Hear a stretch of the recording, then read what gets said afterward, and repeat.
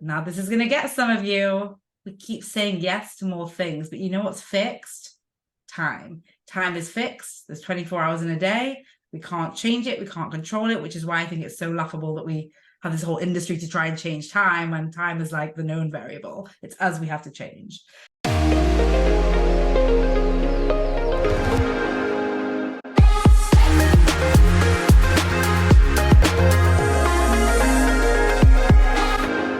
Welcome to Holistic Ambition, where we talk with visionary leaders who are redefining what it means to be ambitious. We cover ways you can live with more well-being, meaning, and fun in your career, business, and relationships. I'm your host, Stephanie Thoma, life coach for ambitious professionals and author of Confident Introvert. Today, I am excited to announce Vikki Louise. She is the UK's leading feminist time, productivity, and rest coach, innovating outdated time management systems and tools that simply have left us overworked, busy, and less productive. After graduating from the London School of Economics, she worked in finance, tech, and after that, founded her coaching company. She helps individuals and organizations solve their time problems while achieving more, and hosts the top 1% Feminist Time, Productivity, and Rest podcast. It's been downloaded over 600,000 times. So I'm really excited for us to talk because we initially connected in a completely different career chapter. And I'm so curious, Vikki, for you to tell us about making that jump into something entirely new and finding that niche. Yes. Also, I should let people know the podcast has been rebranded. It's called Hack Your Time, but that's fine. So yes, I reached out to Stephanie. I can't even remember if I reached out to you or I posted in a group or whatever it was, but I used to have a tech company that was all about connecting people through events.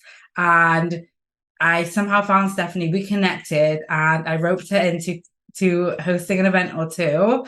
And then fast forward, I mean, even so, she's living in Austin now, which is where that business took me. We ended up getting into a program in Austin, Texas. So we relocated there. In case you can't tell from my accent, I'm not American. And then, I mean, I was working 80+ hour weeks. We were hosting 3 to 5 events a week, plus being in this program, plus growing our business, plus, like really doing all the things from this mindset that like the more hours I work today, the faster I will be successful. And to no one's surprise, I like completely burnt out. And my husband was like, we're closing this business. And I was like, why? I was so unhappy and miserable. And I remember walking with him actually in a hike in Austin and being like, I love our purpose. I just wish it didn't require every single part of me, which by the way, it never did. I just didn't know how to build it. Like that's what I'd been taught. That's what we've been told is like hours equals success. So we ended up closing that business. And at 30, I went back to England. We moved back in with my parents. It was like the ultimate fail. We'd had like 500-600 events around the world. We were like, fairly public. A lot of our friends knew what we were doing. And it was like, we closed everything. It was like the lowest of the low for me, which is where I rose from. That was like the springboard into coaching, which I'd actually started back in 2016, and then put on the sidelines for this business. And yeah, I mean, it was what happened in that next year was wild. I reached my like 3-year financial goals in 6 months, and then doubled it 6 weeks later, and then another 100K 2 weeks later. And I was like, wait, success doesn't take time. And so that's laid the foundation for my work around time hacking. Yeah, and it sounds like you more or less quantum leaped where, there's this contrast in your trajectory of the struggle that so many entrepreneurs subscribe to, which is like, okay, let's put in the work, let's put in the time, the money, the effort until you deplete yourself. And then you're like, wait, like, was I that close to success if I kept going? And it sounds like you kind of flipped the scripts like a phoenix, rose from the ashes, and had exponential success in a very short span. So I'm curious if you were to identify, let's say one thing, a few things that made a difference for you. What were those things? Yeah, I think one of the biggest things was when I was at that low, I decided to invest $25,000 in a coach, which was like ridiculous because I don't think I'd even invested that in our startup business. And 100% on credit card. And, it was like actually a stupid idea. Like it was a bad idea. And at the same time, it was like it put me onto like, do I back myself? And not only do I back myself, am I willing to fail and work in a bar to pay this off if this doesn't work out? And I realized I was willing to. And I think investing at that level changed something in my brain immediately. Now, I don't think we have to financially invest at that level. So I don't think that this works for everyone. And I did actually have people contact me afterwards because I kind of became known and there's coaches and it's like, I want to be the next you. And I was like, but our brains are different, our reactions are different. You can't just do what someone else does and expect the same results. So I do want to get clear that I'm not saying the answer is to invest more than you can afford and take on huge credit card debt. But for me, it kind of took away all the excuses and I had to face the undeniable truth that I did back myself. And that's what it exposed. So, like I backed myself to go into that much debt when I was waking up at 5 a.m. to drop my husband off at a catering job where he was earning pretty much minimum wage. And I was just going to be working from the computer, building my coaching business. That was a huge thing. And also, essentially, everything else is what I teach. Time hacking is about focusing on your brain, your decisions, and your relationship with fear and failure. And because I was in that mastermind container at the time, and because I went from essentially, I was the lowest paid person, the underdog, I was called that, into the most improved player, I could see what was different between me and my peers. And those were the three things that were different: my brain, my decisions, and my relationship to fear and failure. So that's what it was. Yeah. So for anyone listening right now that maybe they are tempted, like, hey, take my money if I can, 10, 100 exit. I'm curious how you knew or trusted that, the mentor that you selected was right for you. And then, we'll kind of start with that question. Yeah. I think I actually never used the mentors process. I have to be honest. Mm-hmm. I remember like into the second round admitting that to someone, like I just don't follow her process. But for me, it was about, I want you to imagine the seriousness that suddenly happened to my business when I went from like in my bedroom on the computer after I dropped him off into like this room of people who already had 20, 30, 50, 60, 100K businesses. So for me, it was more about who I was surrounding myself with than the particular mentor. And even I do think in the coaching industry, there is a little bit of like a glorification of mentors. And I think we should be glorifying our clients, not our mentors. And that's something that I speak about a lot in my community and being non-hierarchical. So that's why I'm kind of answering the question different to how you asked it, because it wasn't the mentor that created my results. Otherwise, everyone in that community would have created the same results I created. So yeah, I would say for anyone listening, when someone is saying, I will 10x or 100x your results, they're lying to you. What they should be saying is like, you will 10x or 100x your results. Here's how. And I would be mindful of the 100x your results.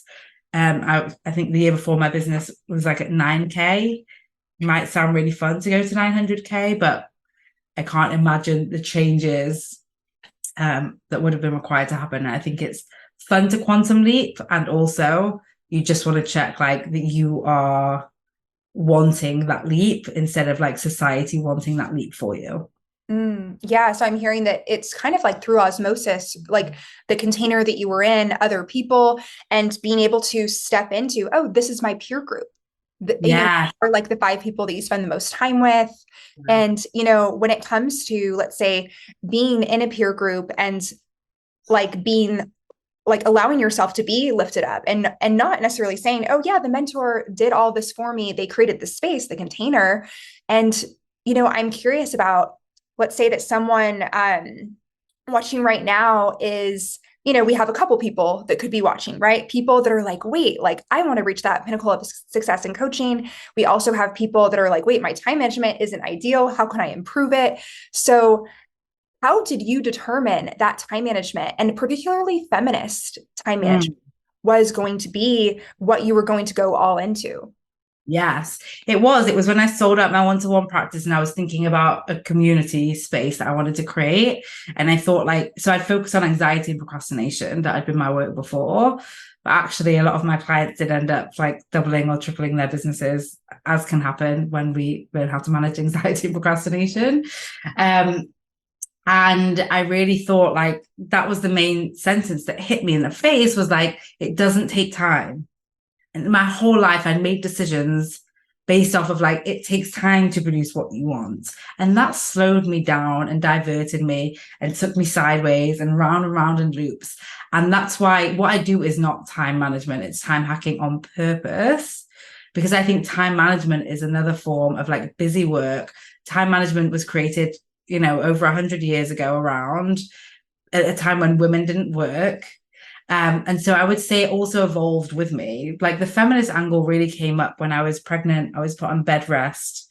And I really didn't want to be. I was in the red for my business that year in terms of my investments were greater than my income. My husband was a full-time student. We were living in France. I was pregnant. And I just really wanted to create financial safety and security for us. But at the same time, there was a part of me that was hit with, oh, if I still worked in London in finance, I'm 7 weeks pregnant, I wouldn't want to tell my manager, like, what would my options be?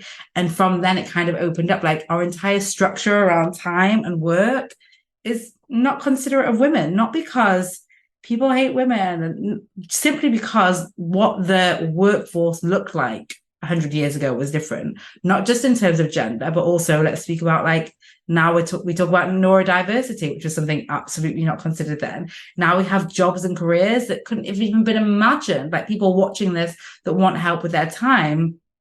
Your career did not exist. My career did not exist at a time when the rules around time management were created. So I would say I speak about like feminism, but also it's like working parents, it's neurodiversity. Like the reason why it's time hacking and not time management is because time management is the answer for so few of us. So if you are someone that's watching this and is like, I've tried to make the perfect plan, I've tried to wake up an hour earlier, I've tried to start on a Sunday, I've tried the Pomodoro method, I've like, hello, like it's not you, it's the whole time management industry. And I refer to it as an industry, much like the diet industry, because I think we need to acknowledge that it is following that pattern of like, there's 1,000 plans. And if any of them really work, then we would just use that one. Instead, we plan hop. And that's a huge waste of time. Yeah, it sounds like this customization of really redefining not only the time, management industry, but also women are working. And even the fact that you had that thought, oh, like I'm pregnant, I need to support my family. That's a progressive thought that 100 years ago, the average woman was not necessarily thinking. So, when it comes to this concept of being time poor, right? People may be familiar with like, finances are not where I want them to be. But what does it mean to be time poor, and why are so many people time poor? Yes, thank you for asking that. Yes, time poor essentially means like you don't have enough time. One of the concepts that I speak about also is time debt, where we're like borrowing against our future and we're putting things off. We're saying yes to more things today that we don't have time for today. And so we keep borrowing against our future. So we become time poor simply because, now this is going to get some of you, we keep saying yes to more things, but you know what's fixed? Time. Time is fixed. There's 24 hours in a day. We can't change it. We can't control it, which is why I think it's so laughable that we have this whole industry to try and change time when time is like the known variable. It's us we have to change. So we say yes, we have more roles than ever. And I was speaking about this at a workshop yesterday, actually. Not only are we, siblings, parents, carers, partners, friends, homeowners or renters or social drinkers or, gym goers, but we're also now social media managers, even if that has nothing to do with our job. We all are on multiple, we're managing at least 4 inboxes each. We are photographers and videographers. There's so many things, appointment bookers and schedulers for all the different kinds of appointments, travel and itinerary planners, point collectors, credit card researchers. Like there's so many things that we do now that we just did not do 20 years ago. even not even just 20 years ago. But what's not changed is time. And that's one of the big issues is we live in this culture of like more is better, more money is better, more success is better, more people is better, more clothes is better. And that has led us to like doing more is better. And that's why we are so time poor, because the time hasn't changed and what we expect of ourselves has. Yeah. And, you know, I'm sure you've heard the quote, time that you enjoy wasting wasn't wasted. But, you know, I'll even give a personal example of, you know, when I was living in San Francisco, 2015 to 2020, spent a lot of time going to happy hours. And, you know, it's really easy to go to social events every single night. And, you know, some of them are really fun, some of them are okay. But I know for me personally, when I really doubled down into entrepreneurship, into my business, I started saying no so much more.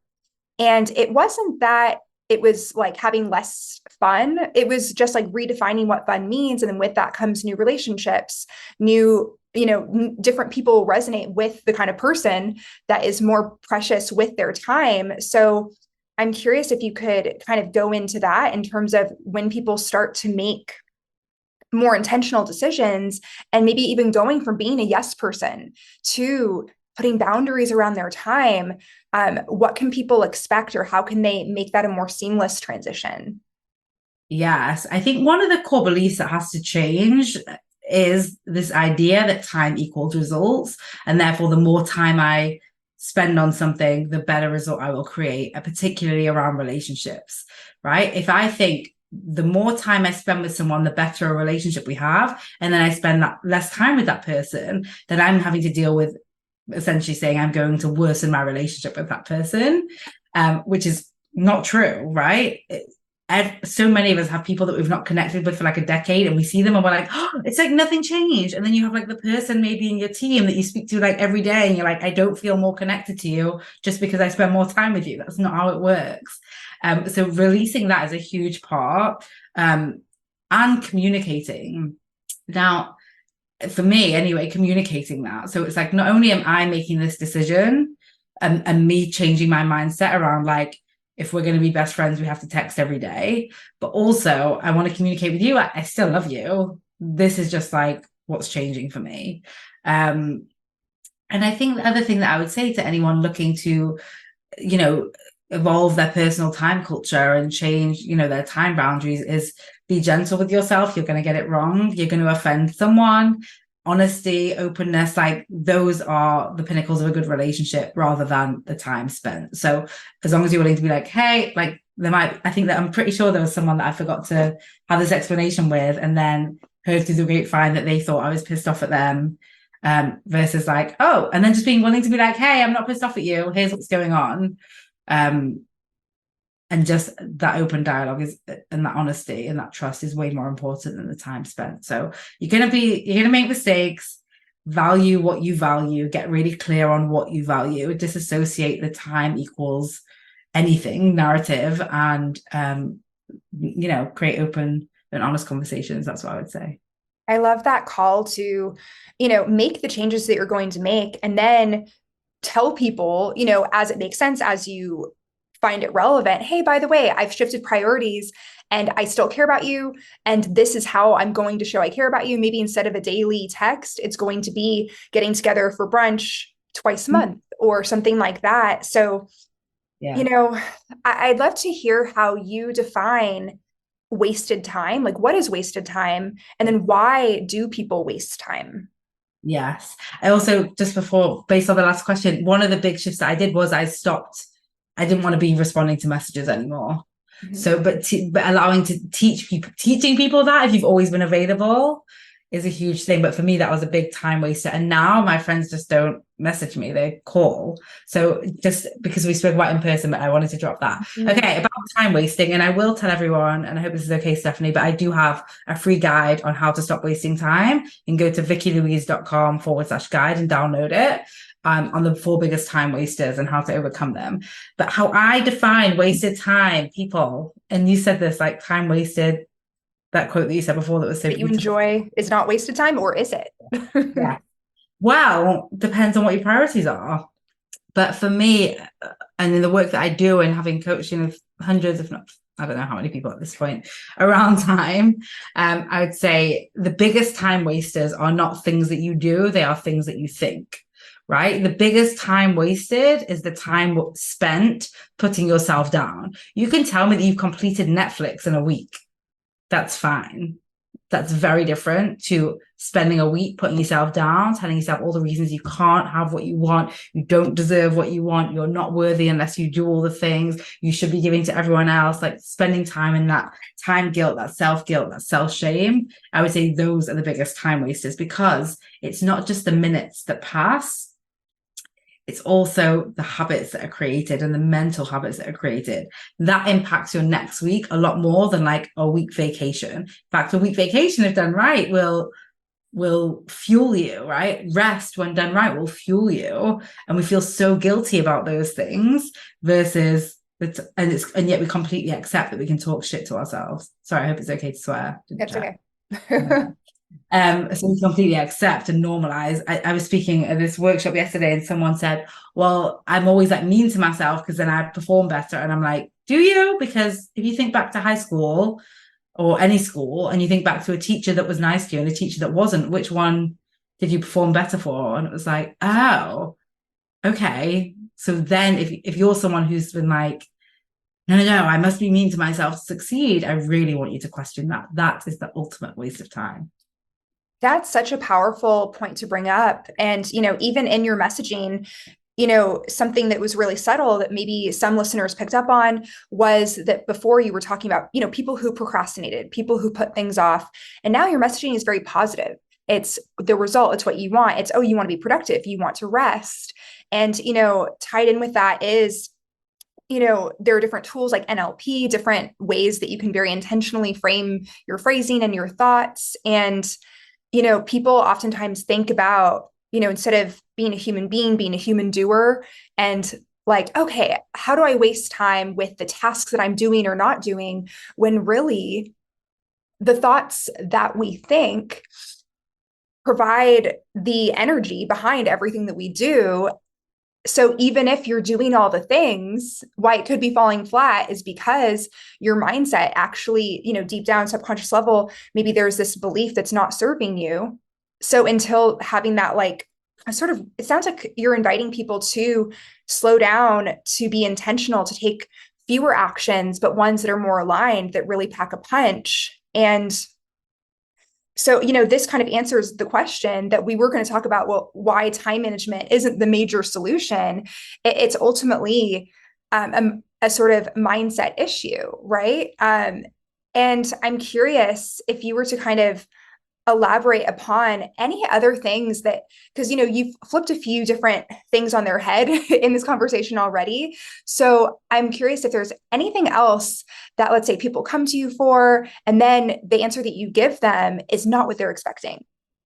I had someone join last week and she was like, I can't wait to be here and to figure out my to-do list. And I was like, and she's like, where, and to get like the perfect plan. And I was like, okay, take a breath. And she was like, and when we explained, and my clients and fellow hackers explained what was going to happen, she was like, I just feel like immediately uncomfortable because I've been told that there's like the perfect plan out there that's going to feel great. And so I joined thinking I would get the perfect plan, and now I've discovered it's not the plan. So sometimes it can be a culture shock for people, because what we do speak about in this room and in this program is very counter to what's out there. But hey, if what's out there was working, then we wouldn't still be looking for solutions. So that's a huge thing. Another big thing that comes up a lot is our relationship to rest, and, seeing rest as something that has to be earned or something that takes away from our success. Rest and play, actually. Another thing that comes up is that I question and that we challenge inside this community, even around coaching, is this idea that, your thoughts drive your results. And that means like your thoughts have to always be good. And it's like one of the things we speak about in this room is that you just need 1% belief. Like, it's just another way perfectionism sets in when we're like using coaching as like, okay, I'm just gonna like get the perfect mindset. It's like, no, you need to know how to operate without the perfect mindset. So that's a big one. What else comes up? There's a lot of unlearning. There's a lot of and understanding again that like, actually the answer 90% of the time is going to be kindness to yourself over cruelty to yourself, and a lot of compassion for the side of us that wants to hustle. Because, I mean, I was the ultimate hustler, and compassion for the side of us that wants to be lazy, and compassion for the side of us that's afraid of failure, and compassion for the side of us that's doesn't want to make the decision because they're afraid of getting it wrong, instead of what we're often taught, which is like, just make the decision. Just take the failure, just step out your comfort zone. It's like, okay, well, that sounds fucking terrifying. I'm just going to go back and retreat further.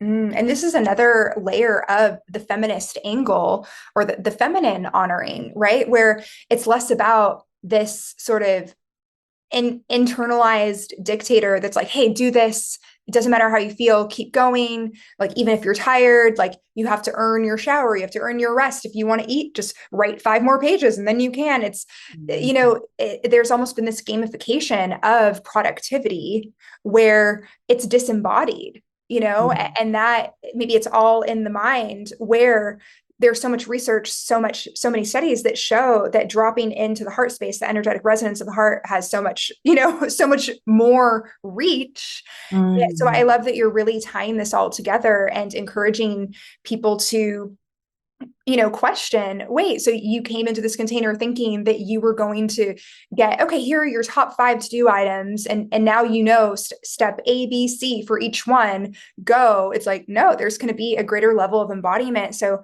yeah, I'd love to even hear your thoughts on embodiment in decision-making.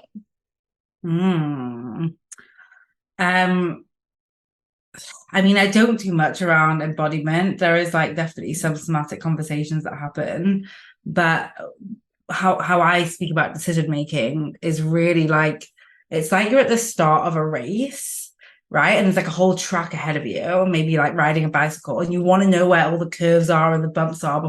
You don't want to make the wrong decision. You want to make the decision that's going to be right for all the terrain. And what I teach my clients is like, make a decision, because you need to make the decision to gather data. You need to make the decision to know, like, oh, actually this path is not the best path for me. And I think we're so afraid of making the wrong decision that we don't make any decision, that we never get that data. And the example that I'll give here, there's many like this, but I started out as a dating coach, and I had been single for 10 years, and I started dating, and I was like, dating is hard. Who knew? I thought this was going to be the answer to all my questions. And being in a relationship and living with a partner, which, we lived together after a few months, came with challenges. And obviously I needed to hire a dating coach or a relationship coach, and not be one. But that started me. And I think I did that for like 6 weeks before I was like, oh, this isn't a thing. And then I moved into like, oh, well, my anxiety, my panic attacks, I've been able to help through coaching. That's what I'll do. And that became the thing. And then from there time hacking became the thing. And now I'm doing time hacking for individuals and for organizations, and like allowing that constant evolution. And I think the biggest thing that stops us in decision making is thinking that decision is forever. And that decision has to be right forever. And very few decisions will be right forever. So yeah. And I think giving yourself the freedom and the flexibility to, you were curious about dating coaching. In retrospect, you're like, I needed a dating coach at the time, but right. To be able to try it on, and actually 6 weeks. So let's say that there's someone who wants to try out a new business idea, and they're looking to you. This is probably a question you've literally been asked. Well, wait, so how long should I give it?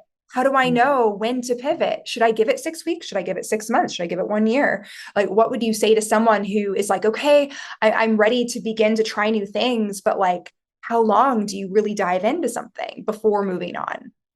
Oh, I love this question so much, because we give so much weight to the length of time, and it's not the length of time. And maybe this is the embodiment piece that you are speaking about. It's like trust that you will know as you go. Someone else might have stayed in that business for 6 months or 6 years and created a success out of it. But like, there's no right or wrong path. There's no like morally superior way to grow your business. There is just a willingness to step onto that terrain, or, to take that first bicycle like spin, and to go and like put your helmet on, take care of yourself, put pads on, but also allow yourself to like experience through the journey. And I was speaking with someone about this last night, who literally wants to leave her job and is like, but I don't know what's next. And I'm like, of course let's be very honest. None of us know. Like, like even me now with my business, like I don't know what it's going to look like in 3 years. I definitely didn't know I would be going into companies 2 years ago. That wasn't even on my agenda.